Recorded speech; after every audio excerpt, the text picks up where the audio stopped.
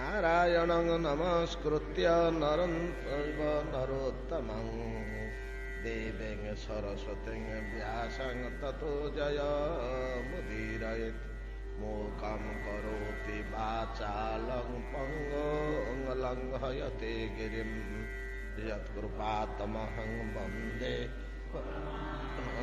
नन्दमाधवं यत्कृपातमहं वन्दे परमानन्दमाधवं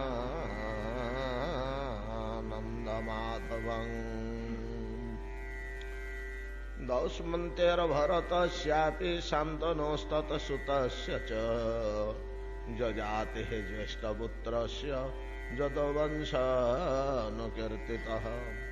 यत्रावतीर्णो भगवान् कृष्णाख्यो जगदीश्वरः वसुदेवगृहे जन्म ततो वृद्धिश्च गोकुले तस्य कर्माण्यपाराणि कीर्तितान्यसुरद्विषः पूतनाशुपयः पानौ शकटोच्चाटनं शिशुः तृणावर्तस्य निष्पेषस्तथैव बकवच्छयोः अघासुरवधो धात्रा वत्सपाला बगूहनं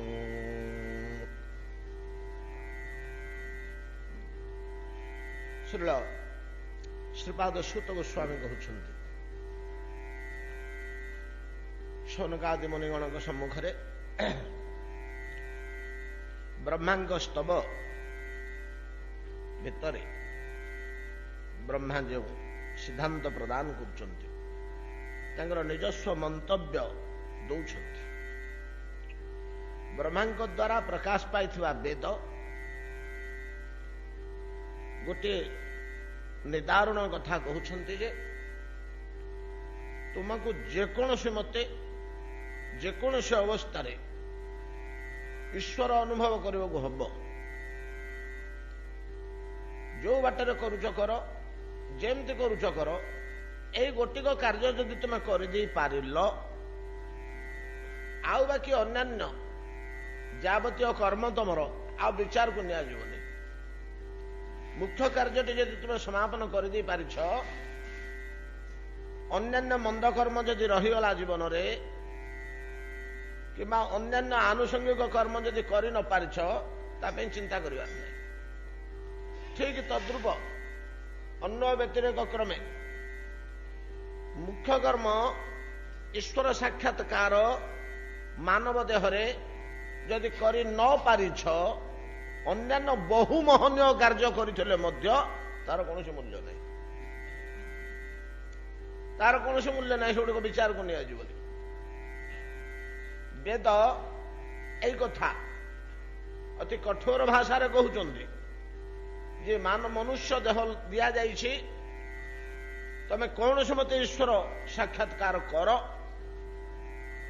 ये जदि न कर पारिल ताले संपूर्ण भाव में तुम मनुष्य जन्म विफल हला आमे जदि जुक्ति करू जे आज्ञा मु भगवान को सीना अनुभव कर पारि नहीं किंतु अन्यान्य कर्म गुड़ाक तो मुझे किसी कम करनी जड़े कहला यज्ञ पद्धति में मुझे चरम सीमा पर्यंत जाइए जड़े कहला राज्य शासन राज्य विजय वीरत्व एथरे मु समग्र ब्रह्मांड को रावण हिरण्यकश्यपु भलिया तीन भुवन को अधिकार कर तो मुझे कम किसी करनी अतीब उच्च स्तर को जापारी अन्य जने कहला कुबेर तुल्य अमाप संपद मुष्टुल करपरिक आउ जने कहला मु घोर तपस्या कर तपस्यार सीमा पर्यंत ईश्वर अनुभव कर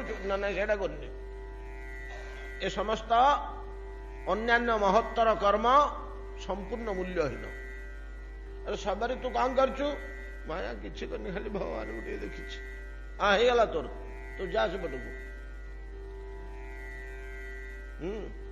अरे दासिया बाबू तू कौन करचु ना आम जगन्नाथ को पाई मैं किसी पाइनि मो जीवन केवल जगन्नाथ को पाई आ तोर पाइबा किसी आवश्यक नहीं से गोटाक पाइबा तो मनुष्य जन्म दि जाए जा से पटकू जा यही हिसाब से आमको बुझा हम आम जब ईश्वर वेदंकर यहाँ निर्देश जे तुम्हें मृत्यु पूर्व कौन से मत ईश्वर को जान क्या मरिबा पूर्व जे ईश्वर को जानी पकेला ते ब्राह्मणा ईश्वर को जानी न पारी जे मृत्यु मुखरे पड़गला ते कृपणा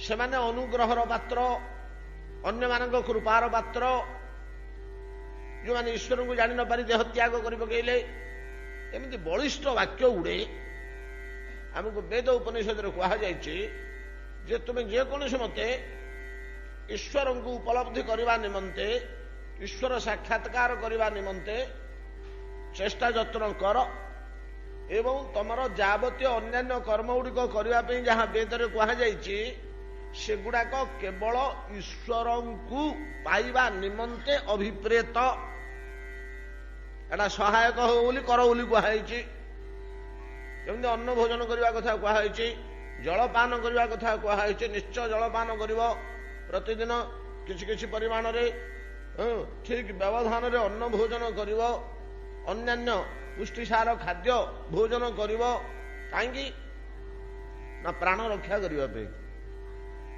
प्राण रक्षा करने अन्य कौन गुड़ाक कर प्राण रक्षा हम बोली युड़ी को ठीक ठाक भाव आमको भोजन पानादि कार्य जीवन निर्वाह कार्य करने को हम ठीक तद्रूप नहीं कि पुत्र को पालन करने निमंते दुग्ध प्रयोजन गाभी प्रयोजन गाभी निमंते आहार प्रयोजन गाभी निमंते रज्जु आउ गुहाल प्रयोजन गाभीर सेवा करने गोटे गौड़ प्रयोजन कहीं गुड़ाक सबू एत व्यवस्था ना पुत्र को बंचे रखा पुत्र को बंचे रखा जदि नहला ए गाभी पालन दुग्ध दोहन और कौन से मूल्य रही तद्रूप वेद कहते जिते गुड़े कर्म तुमको करने कहुई ता ना हूँ धर्म धर्म प्रणिहित वेद धर्म तत् विपर्जय वेदरे जहाँ करने को कहुई धर्म कहुए जहाँ न करने को कहुई अधर्म कहुए धर्म तत् विपर्जय कहीं कहुड़ी करने तुम ईश्वर को पाइबापी गोटा सहायता करेंगे से कहुई कर बोली जदि तुम ईश्वर को न पाइल हजार यज्ञ कल तपस्या कल ध्यान कल योग साधन कल विद्या आहरण कल ब्रह्म विचार कल त्याग वैराग्य कल त्याग यज्ञ कल दान पुण्य तीर्थ इत्यादि समस्त कल किंतु ईश्वर को पाइलनी ये सब गुड़ा बेकार हो गला बरं एगुड़ाक किसी नक तो अति साधारण लोके पाई जाइछन्ति भगवान को से शास्त्र सिद्ध रूपे ग्रहण करछन्ति से ईश्वर चरणारविंद प्राप्त होइछन्ति व्याधस्याचरण ध्रुवस्य च वयो विद्या विद्या गजेन्द्रस्य का गजेन्द्र केते पाठ पढ़िथला ता ना तो गजमूर्ख विद्या गजेन्द्र का कुब्जायांतिमु नाम रूप अधिकम किंतत सुदामने धनम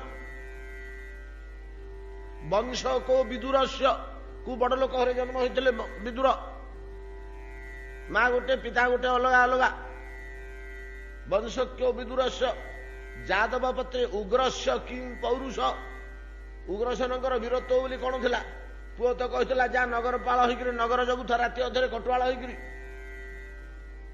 पुओर आदेश मानिक तो ये सिंहासन छाड़ी आसिक राति राति पहरा दौले आ पौरुष बोली कौन उग्रस्य किं पौरुष एम पाखे कौन वैशिष्ट्य थिला किस्त नथिला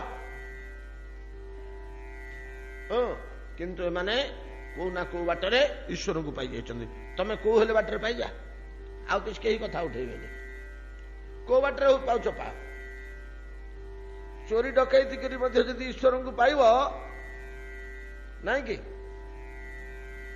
कामात क्रोधात भयात द्वेषात यथा भक्तेश्वरे मन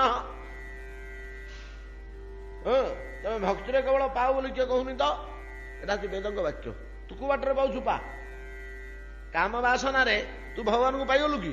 ନା ହଁ। ଆଉ ଯା ଭଲ ହେଇଛୁ, ଯୋଉ ବାଟେ ପାଇଲେ କିଛି ଯାଇସନି। ରାଗିକିରି ପାଇଲୁ, ଧମକେଇକିରି, ହିଂସା ଦ୍ୱେଷ କରିକିରି ଭଗବାନଙ୍କୁ ପାଇଲୁ, ସେ ବାଟରେ ଗଲେ ପା, ଏ ଯାଇସନି ପାଇଛନ୍ତି।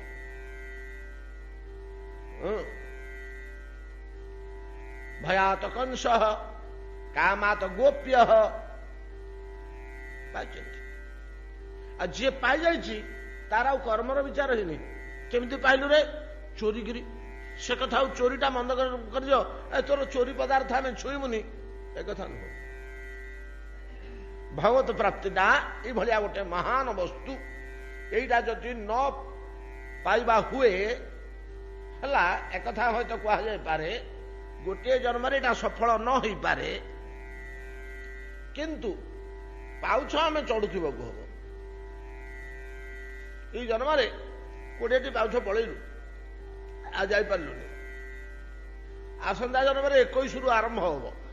ହଉ, ସେଆଡକୁ ତ ମୁହେଁଛି, ହାଟା ମଧ୍ୟ ଈଶ୍ୱର ପ୍ରାପ୍ତିର ପଥ ଆଡକୁ ତ ଯାଉଛି, ଗ୍ରହଣୀୟ। ମୁନି ଋଷି ଦେବତା ମାନେ ଭଗବତ ପାର୍ଷଦ ମାନେ ଗ୍ରହଣ କରି, ହଉ ଆସୁଛି ତ, ଧୀରେ ଧୀରେ ଆସୁଛି ତ, ଆସୁ, କେତେ ଜନ୍ମ ଲାଗୁଛି ଲାଗୁ, ସେଟା ଗ୍ରହଣୀୟ। ଏତାଦୃଶ ଈଶ୍ୱର ପ୍ରାପ୍ତି ଯେତେବେଳେ ଶାସ୍ତ୍ରର ପରମ ଉକ୍ତି ଏବଂ ଆମକୁ ନିହାତି ପାଇବାକୁ ହବ, ବ୍ରହ୍ମା କହୁଛନ୍ତି ପ୍ରଭୁ ହେ ମତ କଥିତ ମଦଗଦିତ ବେଦ ଉପନିଷଦ ଶାସ୍ତ୍ରରେ 2ଟି ସ୍ପଷ୍ଟ ପଥ, ଚଉଡା ହାଇରୋଡ ଆପଣଙ୍କୁ ପାଇବା ପାଇଁ ପଡିଛି। ଗୋଟିଏ ହଉଛି ଜ୍ଞାନ ପଥ, ଗୋଟିଏ ଭକ୍ତି ପଥ। ମୁଁ ଦୁଇଟିଆକୁ ତୁଳନା କରୁଛି। 2ଟି ଆଗରେ କୁହାଯାଉଛି ଏଇ 2ଟା ଆଗ ପଥ ଈଶ୍ୱରଙ୍କ ଆଡକୁ ପଡୁଛି। ଯତ ସାଂଖ୍ୟଇ ପ୍ରାପ୍ୟତେ ସ୍ଥାନମ୍ ତତ ଯୋଗୈରପି ଗମ୍ୟତେ ଏକମ୍ ସାଂଖ୍ୟଞ୍ଚ ଯୋଗଞ୍ଚ ନାଇଁ କି ଯୋ ପଶ୍ୟତି ସପଶ୍ୟତି ବୋଲି ଗୀତାରେ ଭଗବାନ କହିଛନ୍ତି। ସାଂଖ୍ୟ କହିଲେ ଜ୍ଞାନ, ଯୋଗ କହିଲେ କର୍ମ। ଏଠି କର୍ମଟା ଭକ୍ତିକି ବୁଝଉଛି, କାହିଁକିନା ଭକ୍ତିଟା କେତେ ଗୁଡ଼ିଏ କର୍ମ, ଭକ୍ତି କାର୍ଯ୍ୟଟା କେତେ ଗୁଡ଼ିଏ କର୍ମ। ଜ୍ଞାନଟା ହଉଛି କେବଳ ମାନସିକ କ୍ରିୟା, ମନରେ ବିଚାର, ବିଶ୍ଳେଷଣ, ଅବବୋଧ, ଶ୍ରୁତି, ମନନ, ଧ୍ୟାନ, ଏଟା କହୁଛି ଜ୍ଞାନ। କିନ୍ତୁ ହାତ ଗୋଡ଼ ଲଗେଇକିରି ଭକ୍ତିରେ କର୍ମ କରିବାକୁ ହବ। ମୁଣ୍ଡିଆ ମାରିବ, ଫୁଲ ଗୁନ୍ଥିବ, ରୋଷେଇ କରିବ, ତାଳି ମାରିକିରି ଭୋଗ ଲଗେଇବ, ପାଟିରେ ସ୍ତବ ସ୍ତୁତି ଗାଇବ। ସବଇ ମନଃ କୃଷ୍ଣ ପାଦାର ବିନ୍ଦୟୋ ବଚାଂସି ବୈକୁଣ୍ଠ ଗୁଣାନୁକୀର୍ତ୍ତନେ କରଉ ହରେ ମନ୍ଦିର ମାର୍ଜନାଦିଷୁ ଶ୍ରୁତି ଚକାର ଚ୍ୟୁତ ସତ କଥୋଦୟେ ବୈକୁଣ୍ଠ ଲିଙ୍ଗାଳୟେ ଦର୍ଶନ ଦୃଶୋ। ଆଖିକି କାମରେ ଲଗେଇବ, କାନକୁ କାମରେ ଲଗେଇବ, କର୍ମେନ୍ଦ୍ରିୟ ମାନଙ୍କୁ ଲଗେଇବ, ହାତ ପାଦ ପ୍ରଭୃତି କି, ଏଟା କହିଲା ଭକ୍ତି। ଯାହା ହଉ ଏ ଦୁଇଟାକୁ ବ୍ରହ୍ମା ତୁଳନା କରୁଛନ୍ତି। ତୁଳନା କରିକିରି ପୋଛିକିରି ଫୋପାଡ଼ି ଦଉଛନ୍ତି ଜ୍ଞାନଟାକୁ, ନା? ଅବଶ୍ୟ ଜ୍ଞାନ ମନ୍ଦ ଜିନିଷ ନୁହେଁ, ଫୋପାଡ଼ି ଦେବା ଜିନିଷ ନୁହେଁ। ଭକ୍ତି ସହିତ ତୁଳନା କଲାବେଳେ ଏଇଟା କୁହାହଉଛି। ଭକ୍ତି ସହିତ ତୁଳନା କଲାବେଳେ ଏଇଟା କୁହାହଉଛି। ଘରେ ଆମର ତମ୍ବା ମେଞ୍ଚେ ଅଛି, ସୁନା ସେଥିରେ ତାକୁ ତୁଳନା କଲାବେଳେ ସିନା ତମ୍ବାଟାକୁ ଆଡ଼େଇ ଦେବା, ନହେଲେ ତମ୍ବାଟା ମଧ୍ୟ ମୂଲ୍ୟବାନ ପଦାର୍ଥ ଯେ, ସେମିତି ଜ୍ଞାନଟା ମଧ୍ୟ ମୂଲ୍ୟବାନ ପଦାର୍ଥ। ଆମେ କେତେବେଳେ ହେଲେ ଏକପାଖିଆ ହେଇକିରି ବିଚାର କରିବାନି, ନିରପେକ୍ଷ ଭାବରେ ବିଚାର କରିବା। କିନ୍ତୁ ଯେତେବେଳେ ଭକ୍ତି ସହିତ ତୁଳନା କରୁଛନ୍ତି, ଆମେ ଚତୁଶ୍ଲୋକୀ ଭାଗବତ, ଶ୍ରୀମଦ ଭାଗବତ ଚତୁଶ୍ଲୋକୀ ନାମକ 61 ପଥରରେ ବର୍ତ୍ତମାନ ଜ୍ଞାନ ଆଉ ଭକ୍ତି କି କଷୁଛୁ। ବ୍ରହ୍ମା ଯୋଉ କଥାଟା କହିଦେଲେ ଯେ ନାଇଁ ନାଇଁ ଅନ୍ୟ ବ୍ୟତିରେକ କ୍ରମରେ କହିଦେଲେ, ଆରେ ଜ୍ଞାନ ହଜାରେ ଥାଇ ଯଦି ଭକ୍ତି ନଥିବ କିଛି କାମରେ ଆସିବ ନାହିଁ। ପୁଣି ସେପଟେ କହୁଛନ୍ତି ଯେ ଭକ୍ତି ଥାଇ ଯଦି ଜ୍ଞାନ ନାହିଁ ତାହେଲେ କିଛି ଅସୁବିଧା ନାହିଁ, ଭଗବାନଙ୍କୁ ପାଇଯିବ। ଯଦି ଭକ୍ତି ମୋଟେ ହେଲେ ନାହିଁ, ଭକ୍ତି ଯଦି ମୋଟେ ନାହିଁ, କେବଳ ଶୁଷ୍କ କେବଳ ବୋଧ ଲବ୍ଧଏ ଶ୍ରେୟ ଶ୍ରୁତେ ଭଗତି ମୁଦସ୍ୟତେ ବିଭୋ କ୍ଳିଶନ୍ତି ଯେ କେବଳ ବୋଧ ଲବ୍ଧଏ। କେବଳ ବୋଧ, କେବଳ ଜ୍ଞାନ। ବୋଧ କହିଲେ ଜ୍ଞାନ, କେବଳ ବୋଧ ଲବ୍ଧଏ, କେବଳ ଜ୍ଞାନ ଭିତରେ ଯଦି ମାତିବ, ସେଥିରେ ଭକ୍ତି ଟିକେ ହେଲେ ମିଶିନି, ତାହେଲେ ତମର ଈଶ୍ୱର ପ୍ରାପ୍ତି ହବନି। ईश्वर प्राप्ति हबनी। जदि बा पाइब परवर्ती श्लोक मान स्तव अच्छी जदि बा से लोक मैंने किसी पाती बोलिक कथा उठे आम ये आनिक टाणिक न थोइले आम मुंडे विभ्रम पशिज 3-4टा श्लोक पर कथा ब्रह्मा। जदि बा बिल्कुल भक्तिर गंध नथिबा ज्ञानर बल किछि लोक किछि पाइचंती कौन पाइचंती ब्रह्म वस्तु पाइचंती ना हाँ पाइचंती जे मधुर मनोहर ब्रजराज नंदन को कोठी पाइचंती ना कौन पाइचंती ना अति उच्च कोटीर ज्ञान बल अंतःकरण भितर गोटे आनंदटा कौन पाइचंती एवं से माने निर्णय करछन जे आमे किछि पाइलुनी बोली कहउचंती।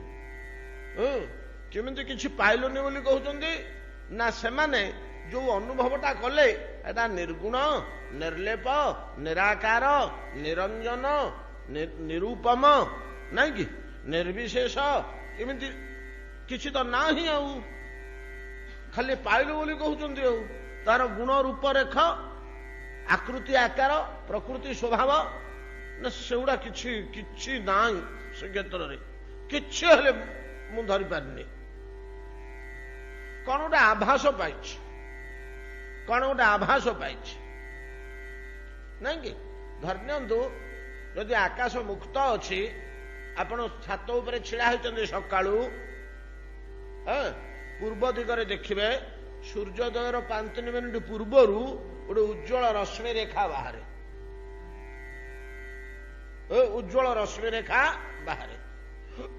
सूर्य को देखा पूर्वरु से रश्मि रेखा टी देखी आकाश में सीधा अलग जना पड़ जाऊँ लाल आ शुभ्र वर्णर एक तीव्र ज्योति धारा तो ऊपर को उठू क्षिप्र बेगर से संतुष्ट हो जदि पलि आसती हाँ मु सूर्य देखिली क्या चारिपट तुलन मध्य आकाश और समग्र आकाश तुलन से जगह टी अलग दुष्टि अवश्य से सूर्यर आभास आउ कार नुह से आभास टाक देखी से पलि आसिले ना कौन देखिलु रे सूर्य को ना हाँ देखिली उदय हेले ना हाँ हेले ए पूर्व दिगरे मुझे देखिरी आसिली परा हेले सूर्यंकर अंश विशेष को से देखी ज्योति विशेष को देखी अंश विशेष ना हो तेजरा गोटे अंश तेजर अंश एतक से देखिक आसी किंतु सूर्यमंडल को देखा पाई केमती देख सूर्य केमी देखा जाऊँ रे गोलाकार ना तीनिकोणिया ना लंबाड़िया ठेंगा भलिया कि सूर्यटा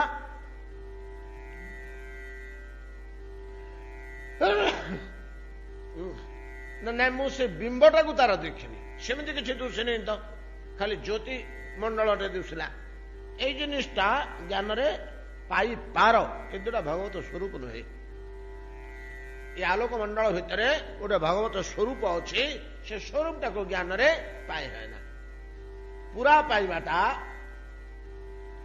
तार अंग प्रत्यंग मनोहर माधुर्य मनोहर लावण्य नहीं कि ये सब गुड़िक एपरिक सहित आलाप विलाप हसगुची इत्यादि सब भक्ति बल पाई हुए बोली कहते। चतुश्लोकीर कसटी पथर रे जेतले आमे ताकू पकेइले भगवान कौन कहउचंती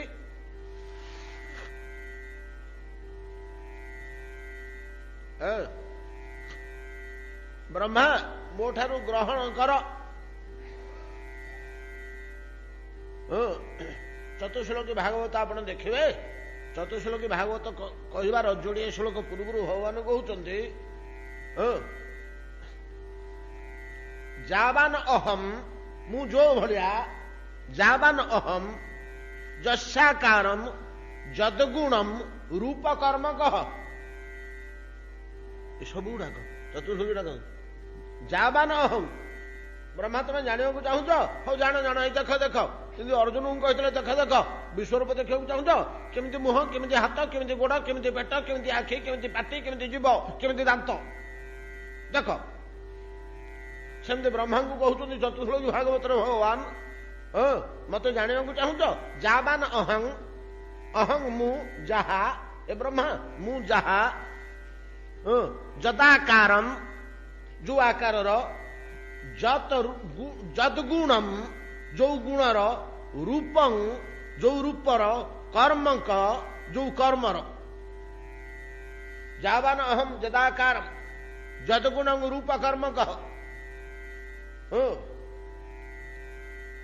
କଣ ତତ୍ତ୍ୱ ବିଜ୍ଞାନମ ଅସ୍ତୁତେ ମଦନୁଗ୍ରହତ ମୋର ଅନୁଗ୍ରହରୁ ତମର ସେଇ ତତ୍ତ୍ୱ ବିଜ୍ଞାନ ଆସୁ ଏଗୁଡାକ ମୁଁ କେମିତି କଣ ଜାଣ ତାପରେ ବୋଲି କହିଲେ କହିକିରି ପରିଶେଷରେ ତିନିଟା କଥା କହିଲେ ଆମେ ତ ଏଗୁଡା ଆଲୋଚନା କରିଛେ କିନ୍ତୁ ଏଗୁଡାକ ବାରମ୍ବାର ଆଲୋଚନା ନ କଲେ ଶ୍ରୁତିରେ ରହେ ନା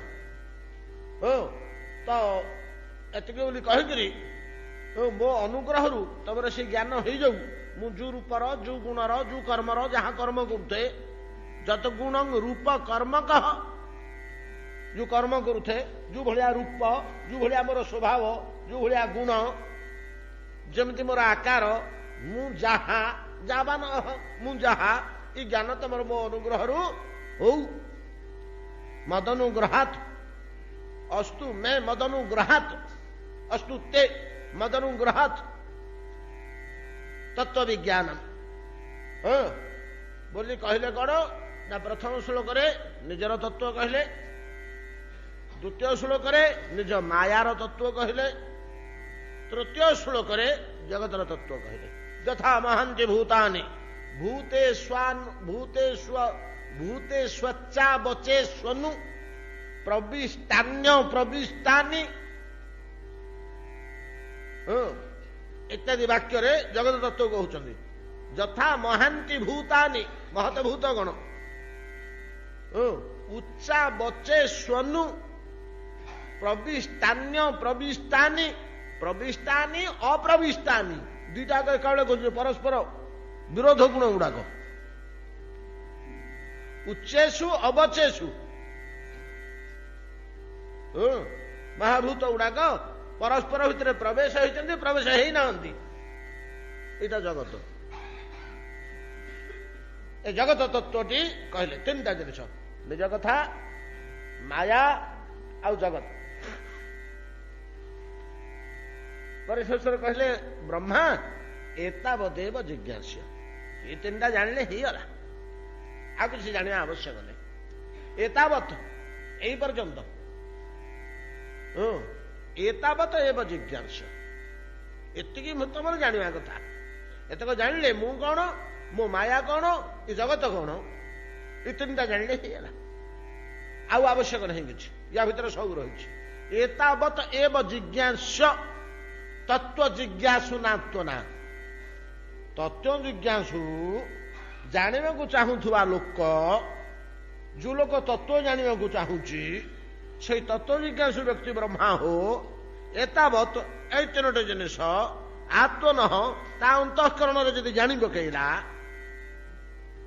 ତା ଅନ୍ତଃକରଣ ଭିତରେ ତା ଆତ୍ମା ଭିତରେ ଯଦି ଏତକ ଜାଣି ପକେଇଲା ବୋଲେ ଆଉ କିଛି ତାର ଜାଣିବାକୁ ବାକି ରହିଲାନି ହେଲେ କେମିତି ଜାଣିବାକୁ ହବ ତ ଏଗୁଡାକ ତ ଅଦୃଶ୍ୟ ଜିନିଷ ଇମାଜିନାରୀ ଜିନିଷ ବୌଦ୍ଧିକ ଜିନିଷ ତେଣୁ ଯିଏ ଯାହା ବୁଝିଲା ସେମିତି କହିଲେ ହବନି କିଏ କହିବ ହଁ ହଁ ମୁଁ ଦେଖିଛି ଘୋଡାର 6ଟା ସିଂହ କିନ୍ତୁ ଗାଲୁଆ ଲୋକମାନେ ଅଛନ୍ତି ଆମର ଅଜାମର ପଣ୍ଡା ଭଳିଆ ଯାହା ତାହା କହିବେ କଣଟେ ତାଙ୍କ ପାଟିରୁ ବାହାରି ପଡିଲେ ସେଟାକୁ ପ୍ରମାଣ କରିବାକୁ ଅଛନ୍ତି ନା ଏମିତି ଆଉ ତାଙ୍କୁ ବିତଣ୍ଡାବାଦୀ କୁହାଯାଏ ଆଉ କାହିଁକିନା ଶାସ୍ତ୍ର ତ କିଏ ଦେଖେଇ ପାରିବନି ବ୍ରହ୍ମବସ୍ତୁରା ଦେଖା ବୋଲି ହଁ ହଁ ଅଛି ବୋଲି ଯୁକ୍ତି ତର୍କ କରି ନାନା ପ୍ରକାର ଓ ହଲା ପାଟିତୁଣ୍ଡ କରି ଗୁଡେ ଗୁଡେ ଲୋକ ଅଛନ୍ତି କଥା କୁହାଳିଆ ସେ ତାଙ୍କର ଛାଡିବେନି ଗାଲୁ ଯେତେବେଳେ ହେଲେ ସେଥିପାଇଁ ଭଗବାନ କଣ କଲେ ଗୋଟେ ସୀମା ଭିତରେ ପକେଇଲେ ବୋଲେ ର କୁଆଡେ ସିଆଡେ ଭିଡି ନଉଛୁ କଥାକୁ ଏ ସୀମା ଭିତରେ ରହିକିରି ବିଚାର କରିବ କଣ ସୀମା ଭିତରେ ରହିବ ଏତାବଦେବ ଜିଜ୍ଞାସ୍ୟ ତତ୍ତ୍ୱ ଜିଜ୍ଞାସୁନାତ୍ୱନ ଅନ୍ୱୟ ବ୍ୟତିରେକାଭ୍ୟାମ ଯତ୍ ସ୍ୟାତ୍ ସର୍ବତ୍ର ସର୍ବଦା ଯତ୍ ସ୍ୟାତ୍ ସର୍ବତ୍ର ସର୍ବଦା। ଆଜ୍ଞା ଏ ତିନିଟା ଜିନିଷକୁ ଆମେ ଜ୍ଞାନ ବଳରେ ଜାଣିମୁ ନା ଭକ୍ତି ବଳରେ ଜାଣିମୁ, ଏଇ କଥା ତାପରେ ଉଠିଛି। ଆଉ କଣ ଏଇ ଯୋଉ ତିନିଟା ଜିନିଷ ତତ୍ଵ, ୟାକୁ ଜ୍ଞାନକୁ ଆଶ୍ରୟ କଲେ ତିନିଟା ଜାଣିମୁ ନା ଭକ୍ତିକି ଆଶ୍ରୟ କଲେ ତିନିଟାକୁ ଆମେ ସହଜରେ ଜାଣିମୁ? ତ ଭଗବାନ କହିଲେ ଯୋଉଟା ଜ୍ଞାନ ହଉ କି ଭକ୍ତି ହଉ, ମୁଁ ସେ କଥା ନାହିଁ, ଦିଟାକ ମୋ ପାଇଁ ସମାନ। ଦେଖ ଶାସ୍ତ୍ରର ଯୋଉଟା ଅନ୍ୱୟ ଓ ବ୍ୟତିରେକ ଉଭୟରେ କୁହା ହଉଥିବ ଏବଂ ଯୋଉଟା ସର୍ବଦା ସର୍ବତ୍ର ସାଧନ କରି ହଉଥିବ, ପାଳନ କରି ହଉଥିବ, ସେଇଟା ହିଁ ପଥ, ସେଇ ବାଟରେ ଯିବାକୁ ହବ। ଅନ୍ୱୟ ଓ ବ୍ୟତିରେକରେ ଶାସ୍ତ୍ରରେ କୁହାଯାଇଥିବ, ଅନ୍ୱୟ ଓ ବ୍ୟତିରେକ। ଆପଣ ବିଶ୍ୱରୂପ ଦର୍ଶନ ଯୋଗର ଶେଷରେ ଦେଖନ୍ତୁ, ଏଇ ଅନ୍ୱୟ ବ୍ୟତିରେକ ଅଛି ଭକ୍ତି ଉପରେ। ଏ ଅର୍ଜୁନ, ମୁଁ ତୁମକୁ ଏଇ ରୂପଟା କେମିତି ଦେଖେଇଲି ଜାଣିଛ? ନାହଂ ବେଦେଇ ନ ତପସା ନ ଜ୍ଞାନେନ ନ ଚେଜ୍ଜୟା। ଏଥିରେ ହବ ନାହିଁ, ମୋର ବିଶ୍ୱରୂପ ଦେଖି ହବ ନାହିଁ। କୋଉଥିରେ? ନାହଂ ବେଦେଇ, ବେଦାଧ୍ୟୟନ ଦ୍ୱାରା ନାହଂ ବେଦେଇ, ନ ତପସା, ତପସ୍ୟାରେ ହବନି, ନ ଜ୍ଞାନେନ, ଜ୍ଞାନ ଚର୍ଚ୍ଚା ଦ୍ୱାରା ହବନି, ନ ଚ ଇଜ୍ଜୟା, ଇଜ୍ଜୟା ଯଜ୍ଞ ପୂଜା ପାଠ, ଯଜ୍ଞ ପୂଜା, ଇଜ୍ଜା କହିଲେ ଯଜ୍ଞ, ଯାଗ ଯଜ୍ଞ।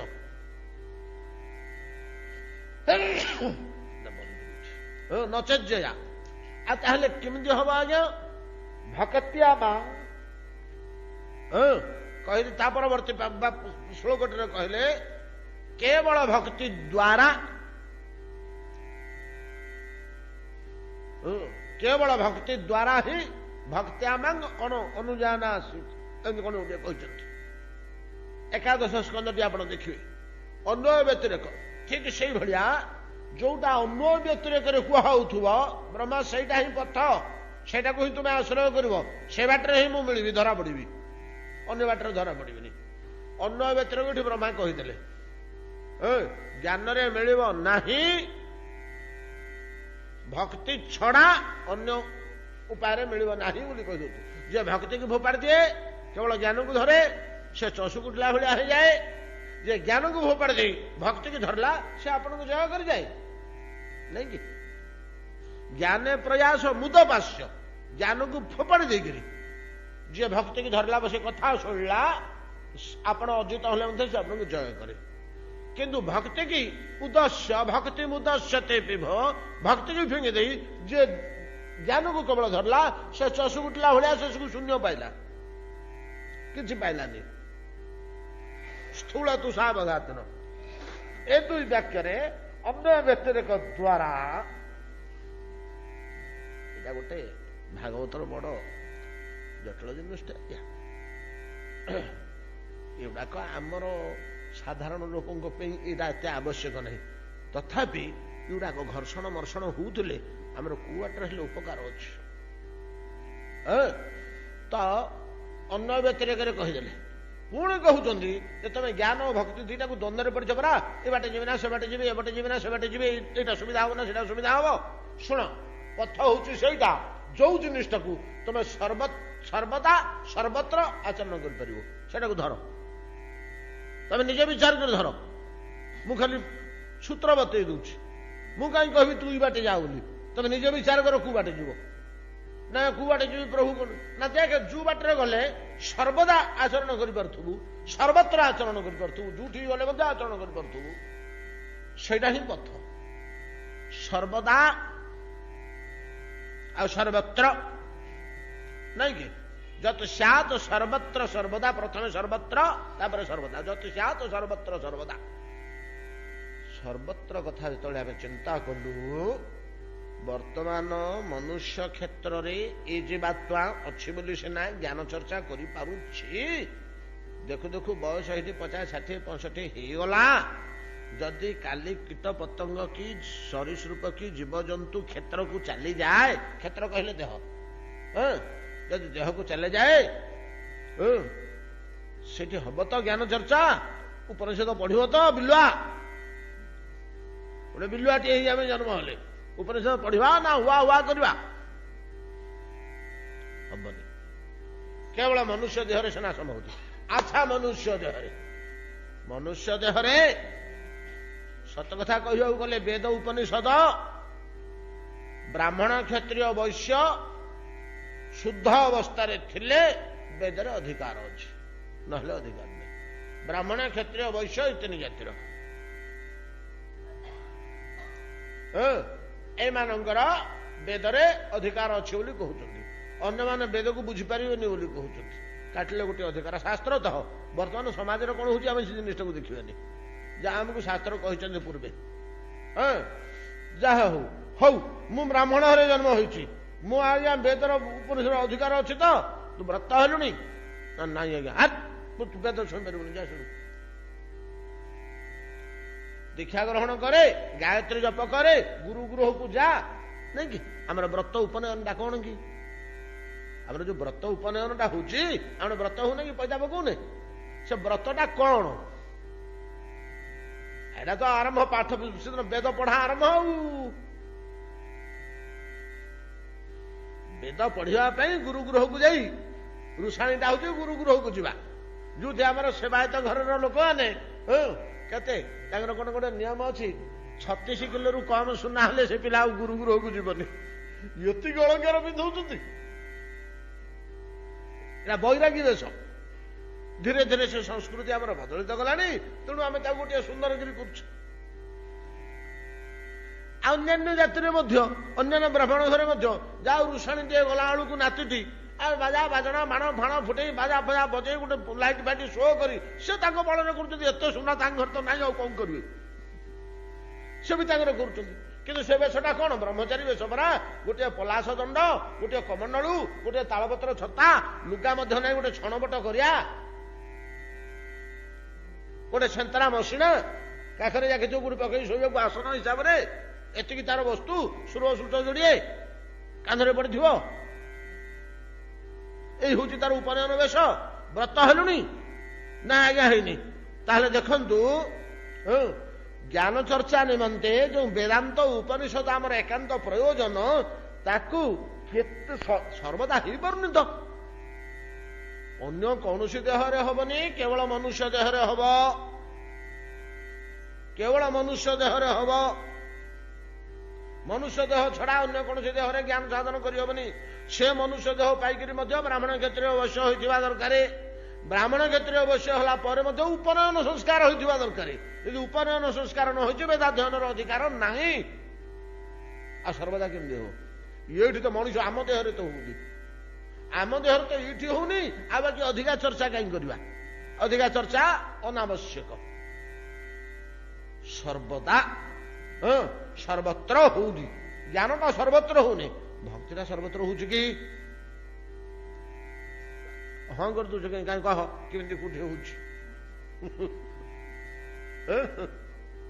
ଭକ୍ତି ହଉଛି?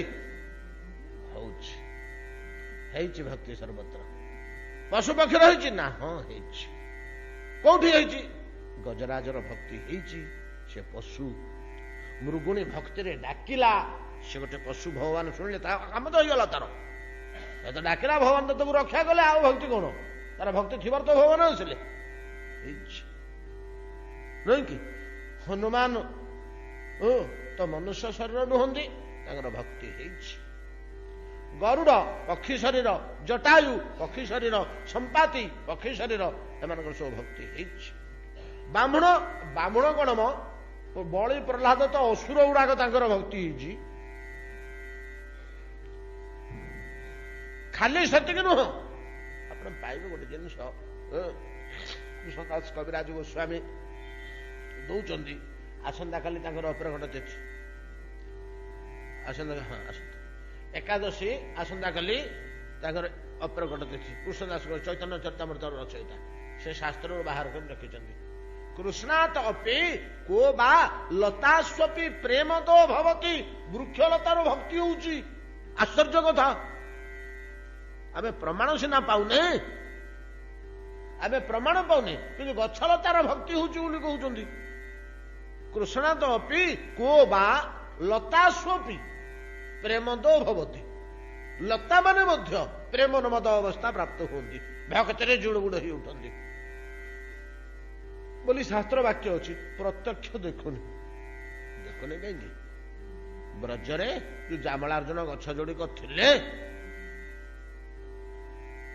ଯୋଉ ଗଛ ଯୋଡିକ ଥିଲେ ତାଙ୍କ ଅବୟବଟା ଗଛ ତ, ତାଙ୍କ ଭିତରେ ଆତ୍ମା କିଏ ଥାଉଛି ଥାଉ, କିଏ ଜୀବତନ୍ତ ସର୍ବତ୍ର ସମାନ, କିନ୍ତୁ ବୃକ୍ଷ ଯୋଡ଼ାକ ଥିଲେ ତ, ସେ ବୃକ୍ଷ ଯୋଡ଼ାକ କଣ କହିଲେ? ସେ ଗଛ ଯୋଡ଼ାକ କଣ କହିଲେ? ବୋଲେ ପ୍ରଭୁ ନାରଦ ଆମକୁ ଏତକ କୃପା କରିଦେଇଛନ୍ତି, ନାରଦଙ୍କ ଯୋଗୁଁ ଆମର ସାଧନା ଚାଲିଥିଲା ଆଜି ବନ୍ଦ। ହରେ ତମର କି ସାଧନା ଚାଲୁଥିଲା ରେ? ନା ଯେତେବେଳେ ଆପଣ ଆମକୁ କୁଣ୍ଢେଇକିରି ଧରନ୍ତି, ଦୌଡ଼ି ଆସିକିରି ଗଛ ଗୁଡ଼ା ଥାନ୍ତି ତା ଡାଳକୁ କୁଣ୍ଢେଇକିରି ଧରନ୍ତି, ସେତେବେଳେ ମୁଁ ଆପଣଙ୍କୁ ଆମେ ମଧ୍ୟ ଆଲିଙ୍ଗନ କରୁ। ଆଲିଙ୍ଗନ ସୁଖଟା ପାଇଲାନି? ଜଣେ ଆଉ ପୁଅକୁ ମା କୁଣ୍ଢେଇକିରି ଧରିଲା, ଆଲିଙ୍ଗନ ସୁଖଟା କିଏ ପାଇଲା? ପୁତ୍ର ପାଇଲା ତ। ଆମ ମୂଳରେ ଆପଣ ବସନ୍ତି, ଖେଳନ୍ତି, ଆମ ଡାଳରେ ନାଚନ୍ତି, ଓହଳନ୍ତି, ଦୋଳି ଖେଳନ୍ତି ଆମ ଦେହରେ, ଏଗୁଡାକ ଆମେ ତ ଭୋଗ କରୁଛୁ ନା। ସେତେବେଳେ ଆପଣଙ୍କ ସେବା ଆମେ କରୁଛୁ, ଆପଣଙ୍କୁ ସୁଖୀ କରଉଛୁ, ସେତେବେଳେ ଆପଣଙ୍କୁ ସୁଖୀ କରଉଛୁ। ଏମିତି ଆମେ ଖୋଜିଲେ ବହୁତ ପ୍ରମାଣ ପାଇବା, ଏମିତି ଖୋଜିଲେ ଆମେ ବହୁତ ପ୍ରମାଣ ପାଇବା ଯେ ବୃକ୍ଷ ଦେହରେ ମଧ୍ୟ ଭଗବାନଙ୍କର ସେବା କରିବାର ସୌଭାଗ୍ୟ ସେମାନେ ପାଇଛନ୍ତି, ବୃକ୍ଷ ହେଇକରି ମଧ୍ୟ। ତାହେଲେ ଭକ୍ତି ସାଧନା କରିପାରୁଛନ୍ତି। ଅତଏବ ପଶୁପକ୍ଷୀ କେବଳ ନୁହନ୍ତି, ବୃକ୍ଷଲତାରେ ମଧ୍ୟ ପ୍ରମାଣ ମିଳୁଛି ଭକ୍ତିର ସାଧନା କରି ହେଉଛି ସର୍ବଦା। ସର୍ବତ୍ରଟା ଆମର ପଡିଛି, ସର୍ବଦା ଆସିନି, ସର୍ବତ୍ର ପଡିଛି।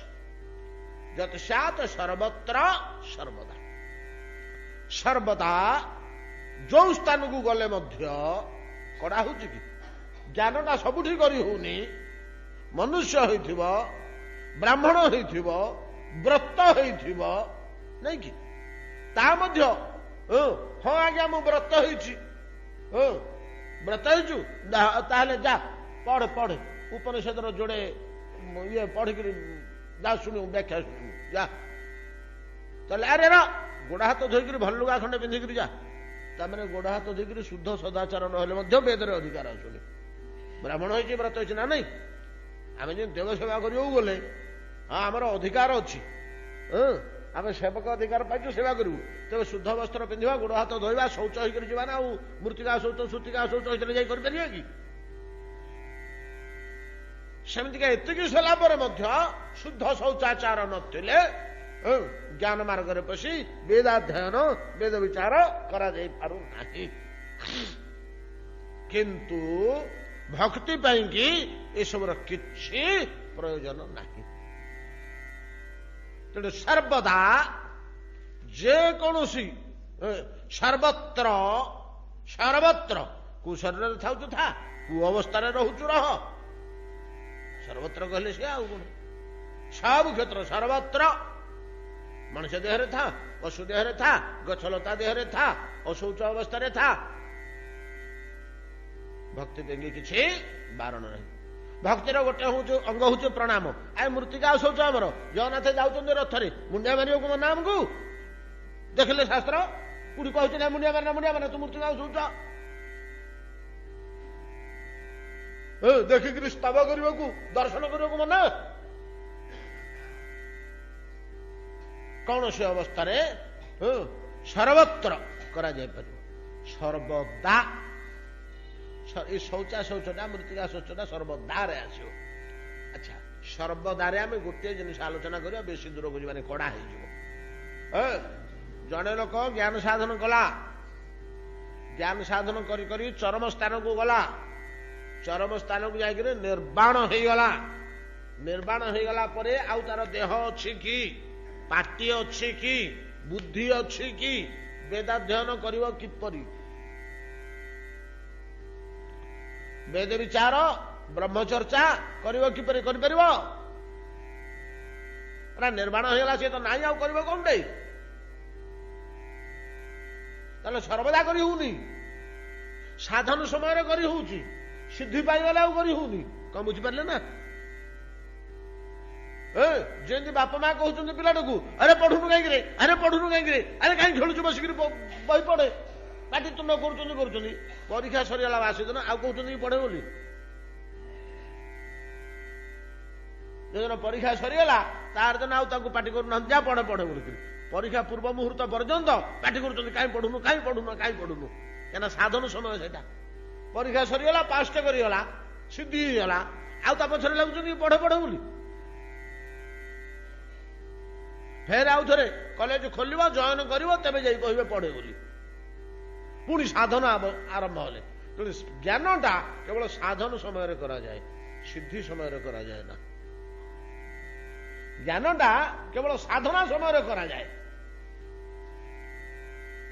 ସିଦ୍ଧି ଲାଭ ହୋଇଗଲେ ଆଉ ଜ୍ଞାନାଚରଣର କୌଣସି ପ୍ରୟୋଜନୀୟତା ନାହିଁ, ସିଦ୍ଧି ତ ହେଇଗଲା ଆଉ।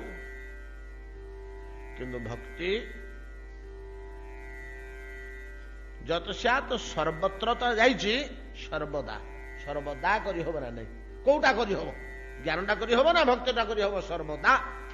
ଜଣେ ଲୋକ ଭକ୍ତି ଆଚରଣ କରୁଥିଲେ, ଭକ୍ତି ଆଚରଣ କରି କରି କରି କରି ସେ କଥା ଶୁଣୁଥିଲେ, ନାମ ଜପ କରୁଥିଲେ, ଭଗବାନଙ୍କୁ ଦର୍ଶନ କରୁଥିଲେ, ପ୍ରଣାମ କରୁଥିଲେ, ସ୍ତୁତି ସ୍ତବ କରୁଥିଲେ, ଏମିତି ହେଇ ସେ ମଧ୍ୟ ସିଦ୍ଧି ପାଇଗଲେ। କଣ ସିଦ୍ଧି ପାଇଲେ? ହଁ ନା ଗୋଲୋକକୁ ଯାଇକରି ଭଗବାନଙ୍କର ପାର୍ଷଦ ହେଇଗଲେ। ଆଉ କଥା ଶୁଣିବେନି ନା ବେଶୀ ଶୁଣିବେ? ଆଉ ପ୍ରଣାମ କରିବେନି? ଆଉ ସ୍ତବ ସ୍ତୁତି କରିବେନି? ଆଉ ଦର୍ଶନ କରିବେନି?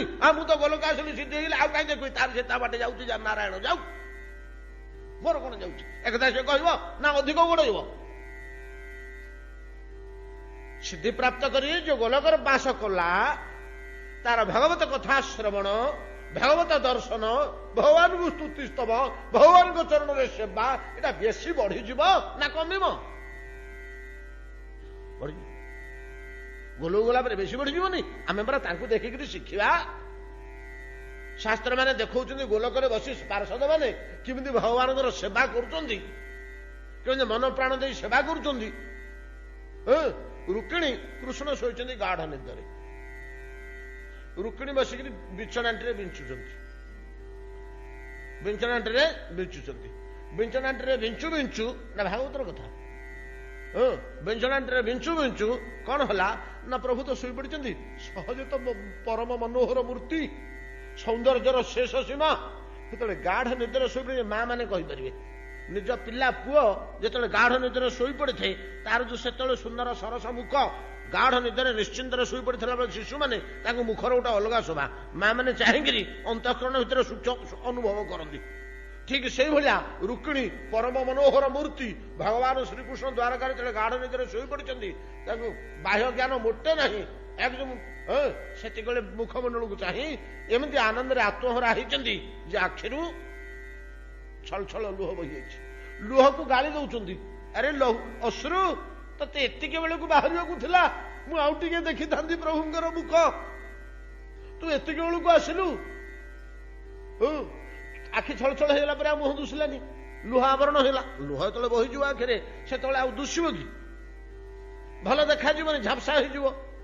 ତେଣୁ ବିଞ୍ଚଣାଟି ଥୋଇଦେଲେ, ପୋଛିଦେଲେ। ଯେମିତି ବିଞ୍ଚଣାଟି ଥୋଇ ଦେଇକିରି ପୋଛିଦେଲେ, ସାଙ୍ଗେ ସାଙ୍ଗେ ସେଠି ସେବା ଶକ୍ତି ମା ରୁକ୍ମିଣୀ ଏଟା ଠିକ କାମ କଲେନି, ନିଜ ସୁଖ ପାଇଁ ପ୍ରଭୁଙ୍କ ସେବାରେ ବିଘ୍ନ ହେଲା। ବିଞ୍ଚଣାଟି ଥୋଇଦେଲେ ତ ଲୁହ ପୋଛିଲେ ନିଜ ସୁଖ ପାଇଁ। ଧରିପାରୁଛନ୍ତି ନା ନାଇଁ କଥାକୁ? ଟିକେ ଧରନ୍ତୁ। ଭଗବାନଙ୍କ ମୁହଁକୁ ଚାହିଁକିରି ଏଡେ ସୁଖୀ ହେଇଗଲେ ଯେ ଆଖି ଛଳ ଛଳ ହେଇଗଲା, ଆଉ ପ୍ରଭୁଙ୍କ ମୁହଁ ଯେତେବେଳେ ଦୁଶିଲାନି, ବିଭୋର ହେଇଯାଇଛନ୍ତି, ଲୁହ ପୋଛିବା ପାଇଁ ବୋଲିକିରି ଆଖିରୁ ବିଞ୍ଚଣାଟି ଥୋଇଦେଲେ, ଲୁହ ପୋଛିଲେ। ଯେଇ ସମୟରେ ବିଞ୍ଚଣାଟି ଥୋଇ ଦେଇକିରି ଲୁହ ପୋଛିବା ପାଇଁ ବିଞ୍ଚଣାଟି ଥୋଇ ଦେଇଛନ୍ତି, ପ୍ରଭୁଙ୍କ ସେବାରେ ବିଘ୍ନ ହେଲା ନା ନାଇଁ? ବିଞ୍ଚଣା କରୁଥିଲେ ପରା, ସେବାଟା ବନ୍ଦ ହେଲା କି ନାଇଁ? ଯେତିକି ସମୟ ଏ ଯୋଉ ସେବାଟା ବନ୍ଦ ହେଲା, ଇଏ ସେବାଟା କାହିଁକି ବନ୍ଦ ହେଲା? କୃଷ୍ଣ ସୁଖ ପାଇଁ ବନ୍ଦ ହେଲା ନା ନିଜ ସୁଖ ପାଇଁ ବନ୍ଦ ହେଲା? ରୁକ୍ମିଣୀଙ୍କର ନିଜ ସୁଖ ପାଇଁ ବନ୍ଦ ହେଲା। ସେବା ଶକ୍ତି କହୁଛନ୍ତି, ରୁକ୍ମିଣୀ ତମେ ଭୁଲ କଲ, ଆତ୍ମସୁଖ ପାଇଁ ପ୍ରଭୁଙ୍କ ସେବା 1 ମିନିଟ ପାଇଁ ବନ୍ଦ କରିଦେଲ, ସେବାରୁ ବଞ୍ଚିତ ହେଲ ମୁହୂର୍ତ୍ତକ ପାଇଁ। ଏ କଥାଟା ମୁଁ କାହିଁ କହୁଛି? ତାମାନେ ଏଇଭଳିଆ ଗୋଲକରେ ଥିବା ନିତ୍ୟ ପାର୍ଷଦଙ୍କର ସୁଷ୍ଠୁ ସୁନ୍ଦର ସେବା, ସେମାନଙ୍କର କଥା ଶ୍ରବଣ, ସେମାନଙ୍କର ଦର୍ଶନ, ସେମାନଙ୍କର ପ୍ରଣାମ ଶାସ୍ତ୍ର ଆଣିକିରି ଆମକୁ ଶିଖଉଛନ୍ତି। ଆରେ ପିଲେ ଏମିତି ପ୍ରଣାମ କର, ଏମିତି ସେବା କର, ଏମିତି ଶାସ୍ତ୍ର ଶ୍ରବଣ କର। ଅତଏବ ଯୋଉମାନେ ସିଦ୍ଧି ଲାଭ କରି ଭକ୍ତିରେ ଗଲେ, ସାଧନରେ ଯାହା କରୁଥିଲେ କି ସାଧନରେ ଆଉ କଣଟା କରୁଥିଲେ କି ଶ୍ରବଣ କୀର୍ତ୍ତନ ବିଷ୍ଣୁ ଶ୍ରବଣଂ ପାଦ ଶ୍ରବଣଂ କୀର୍ତ୍ତନ ବିଷ୍ଣୁ ସ୍ମରଣଂ ପାଦ ସେବନଂ ଅର୍ଚ୍ଚନଂ ବନ୍ଦନଂ ଦାସ୍ୟଂ ଏଗୁଡା କରୁଥିଲେ ତ ସିଦ୍ଧି ଲାଭ କରି ଗୋଲୋକକୁ ଗଲା ପରେ ଏଗୁଡା ବେଶିକିରି କରୁଛନ୍ତି। ସାଧନରେ ଯୋଉଟା ଯୋଉ ପିଲାଟା ପାଠ ପଢୁଥିଲା ପାସ୍ କରିଗଲା ପରେ ଦିନକୁ 2 ଘଣ୍ଟା ପଢୁଥିଲା ପାସ୍ କରି ସାରିଲା ପରେ ସେଇ ବହୁଗୁଡାକ 6 ଘଣ୍ଟା ପଢୁଛି। କଣ ବୁଝିପାରିଲେ କି ନାଇଁ କଥାଟା? ଅତଏବ ଭକ୍ତି ଭଳିଆ ଗୋଟିଏ ଜିନିଷ ସାଧନାରେ ଯାହା କରାଯାଉଥାଏ ସିଦ୍ଧି ହେଲା ପରେ ସେଟା ବନ୍ଦ କରିବା ଦୂରେ ଥାଉ ଅଧିକ ପରିମାଣରେ କରାଯାଏ। ଅତଏବ ସର୍ବତ୍ର ସାଧନାରେ ମଧ୍ୟ ଚାଲିଛି ଭଜନ ସିଦ୍ଧିରେ ମଧ୍ୟ ଚାଲିଛି ଭଜନ ସର୍ବତ୍ର। କିନ୍ତୁ ଯେପରି ଜ୍ଞାନ ନିର୍ମାଣ ହୋଇଗଲା ପରେ ଆଉ ଉପନିଷଦ ପଢିବା ଆବଶ୍ୟକ ନାହିଁ। ନାହିଁ ତ ତାର ଦେହ ନାହିଁ ପଢିବ କଣ? ଏଟା ନିର୍ମାଣ ହେଇଯାଇଛି ତାର ଜ୍ୟୋତି ଲିଭି ଯାଇଛି ତ ଦୀପ ଲିଭିଲା ଭଳିଆ ସେ ଜ୍ୟୋତି ଲିଭି ଯାଇଛି ତାର ପଢିବ କିଏ? ଅତଏବ ସର୍ବତ୍ର ସର୍ବଦା ଅନ୍ୟ ଭଗବାନ କହୁଛନ୍ତି ଚତୁଶ୍ଲୋକରେ କେଉଁଟାକୁ ଆମେ ଆଚରଣ କରିବା କେଉଁ ପଥରେ ଆମେ ଭଗବାନଙ୍କୁ ପାଇବାକୁ ଯିବା ବ୍ରହ୍ମା ୟା ଦ୍ୱାରା ସ୍ତବ ମାଧ୍ୟମରେ ଆମକୁ ଶିଖେଇ ଦଉଛନ୍ତି। ଆରେ ପିଲେ ଜ୍ଞାନକୁ ଫିଙ୍ଗି ଦେଇ ଭକ୍ତି ପଥରେ ଯାଅ ଟିକେ କଡା କଥାରେ କହୁଛନ୍ତି ଅତି କଡା କଥାରେ କହୁଛନ୍ତି ଫିଙ୍ଗି ଦିଅ ବୋଲି ଗୋଟେ ଜିନିଷକୁ କହୁଛନ୍ତି ଆମକୁ ଟିକେ କଷ୍ଟ ଲାଗୁଛି। ଆମେ ତ ଦିଆଡିଆ ଲୋକ ନା ଦିଆଡେ ଗୋଡ ଦେଇଛୁ ଆମକୁ କେତେବେଳେ ଏଇଟା ବଡ ଲାଗୁଛି କେତେବେଳେ ସେଇଟା ବଡ ଲାଗୁଛି। ଆମେ ଜ୍ଞାନୀ ମାନଙ୍କୁ ଯଦି ମର୍ଯ୍ୟାଦା କରୁ ଭକ୍ତ ମାନଙ୍କୁ ସେମିତି ମର୍ଯ୍ୟାଦା କରୁ କିନ୍ତୁ ବ୍ରହ୍ମା କାହିଁକି ଶୁଣିବେ? ସେ ଆଖି ବୁଝିକିରି କହୁଛନ୍ତି ଜ୍ଞାନକୁ ଫୋପାଡ଼ି ଦେଇ ଭଗବାନଙ୍କ ଭଜନରେ ପଶିଯାଅ ପରମ ମାଧୁର୍ଯ୍ୟମୟ ପରମାନନ୍ଦମୟ ନିତ୍ୟ ସତ୍ୟ ସ୍ୱରୂପ ଜୀବନରେ ଅବଶ୍ୟ ପ୍ରାପ୍ତ ହେଇ ମାନବ ଜୀବନ କୃତାର୍ଥ ହେଇଯିବ। ଏ ନିର୍ଦ୍ଦେଶ ଦଉଛନ୍ତି। ଆଜି ଆମେ ବେଶୀ ସମୟ କରିପାରିବାନି ଟିକେ କମ ସମୟ ଚାରି ପିଲେ ପ୍ରସାଦ ଆଣ।